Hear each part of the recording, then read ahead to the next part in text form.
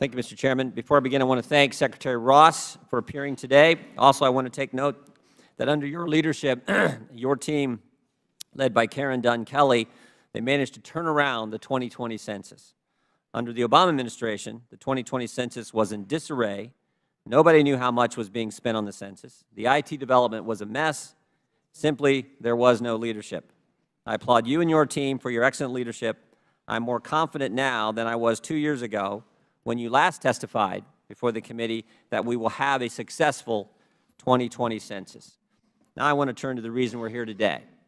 It's the most talked about issue on the 2020 census, the citizenship question.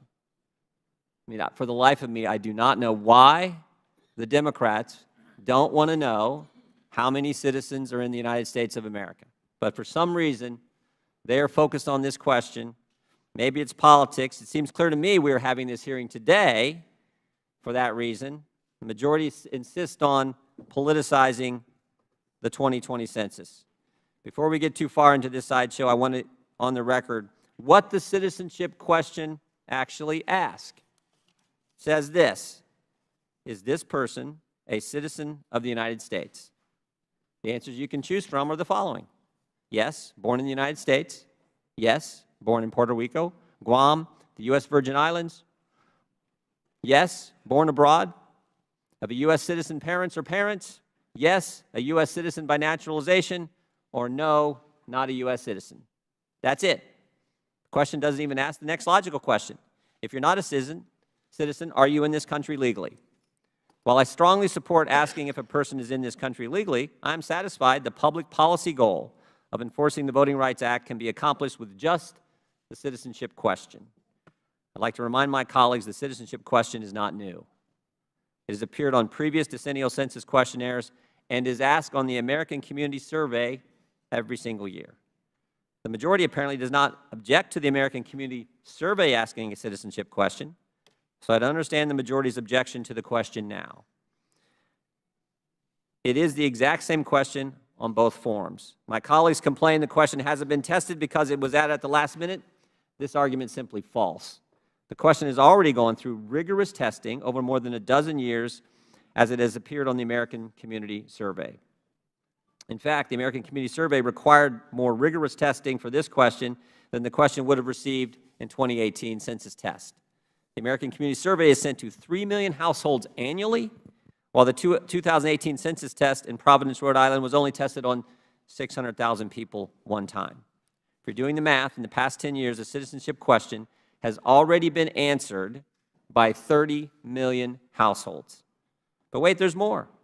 In an effort to address some of my colleagues' objections, the Census Bureau agreed to conduct a 2019 census test specifically on the citizenship question.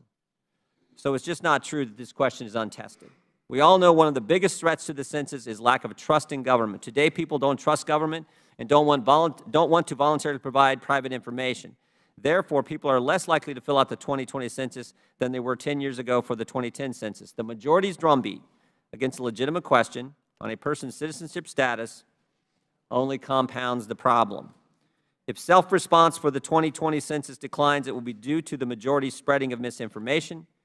Instead of scaring people out of completing their census form, let's work together to collect the data the Department of Justice says is needed to enforce the Voting Rights Act. The purpose of the data collected by the citizenship question is, after all, to ensure everyone's vote is counted fairly and no one suffers discrimination at the ballot box. Surely the majority does not object to a robust enforcement of the Voting Rights Act. Till last year, I would have assumed any data collected to assist in this would have been welcomed by my colleagues. I guess I was wrong. I guess I was wrong. What concerns me the most, though, about the majority's obsession with the citizenship question is it distracts from this committee's work from conducting oversight on other parts of the 2020 census. This committee should be holding hearings about the 2020 census use of its IT systems and cybersecurity preparations. After all, this will be the first time households can respond to the census questionnaire online. We should bring in the government publishing office to explain their epic contradicting disaster with the 2020 census print contract, which will cost taxpayers another $30 million if there are no cost overruns. As members of Congress, we have a duty to encourage people to complete their census form honestly and accurately. Article 1 Section 2 of the Constitution requires the government to enumerate the population of the United States. If it were up to me, I would ask only one question: how many people are in your household? This is all that's required by the Constitution. However, Congress and presidents for decades have determined it is in the interest of public policy to ask Americans more questions about the composition of their family. If we are already asking people their age, their race, their relationship status, certainly it is in the public interest to ask if they are citizens of the greatest country in history. Mr. Chairman, I yield back.